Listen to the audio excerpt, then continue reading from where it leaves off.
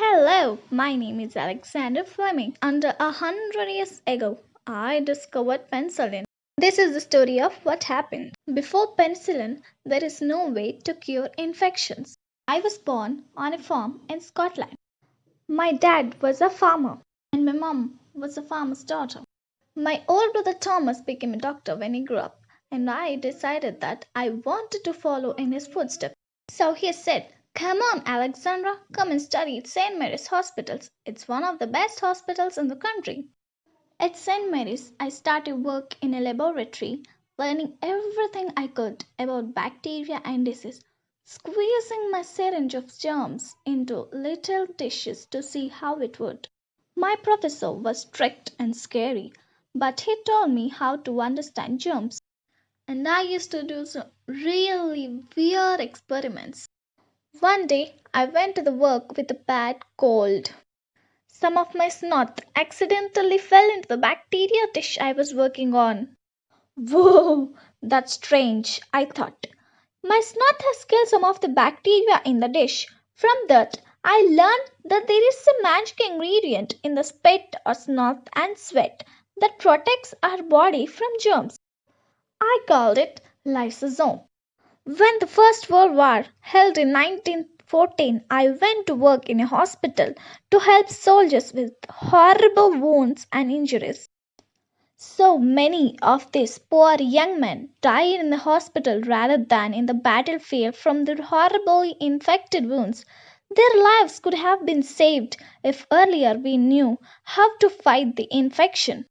Do you know, I'm an untidy kind of person and my lab was always messy. I left my laboratory in a big old mess when I went off on a holiday in summer with my family. Oh, that was really an happy moment with my family.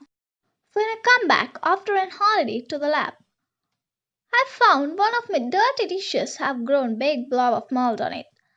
Just like you didn't wash your cereal bowl, it would grow green after few days.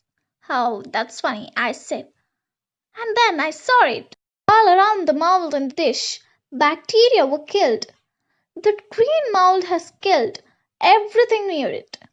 And that was penicillin! It was amazing! It could kill germs. I was so excited and I ran off to tell all of my elder scientists, but they weren't impressed, not at all. And they think that it would never work as medicine. 10 long years went by without anyone noticing my amazing discovery until one brilliant man did that. And that was me, Edward Chain. I'm a scientist from Germany working at Oxford University. And one day I was flicking up Fleming's paper about pencil. Wow, this is an incredible idea. I must call my intelligent Australian friend, Howard Florey, scientist, and together we could see this green mold any good. So first thing we have to do was it is penicillin to actually kill infection.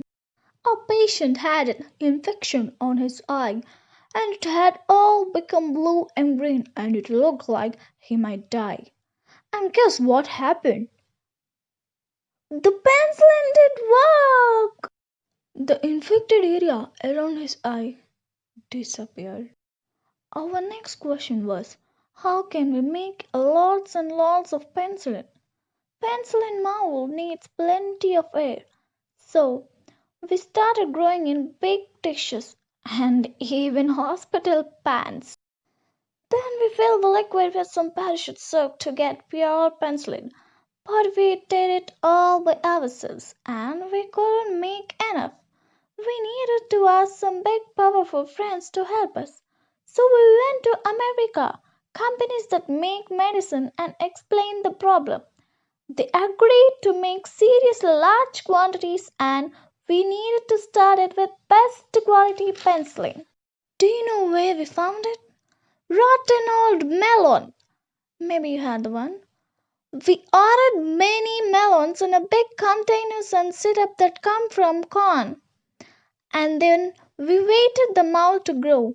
We started producing in factories. We tested at first white rabbits from New Zealand, and when we knew it was safe, it was put into bottles in a factory. And soon we had mountains of it, enough for everyone to serve. Since the time in 1945, penicillin has become most often used antibiotics in the world and saved many of lives. Who would you thank? Me, Alexander Fleming, who discovered the penicillin. Me, Ernst Chain. I knew Fleming's discovery. It was really amazing. And I, Howard Florey, made into medicine for everyone.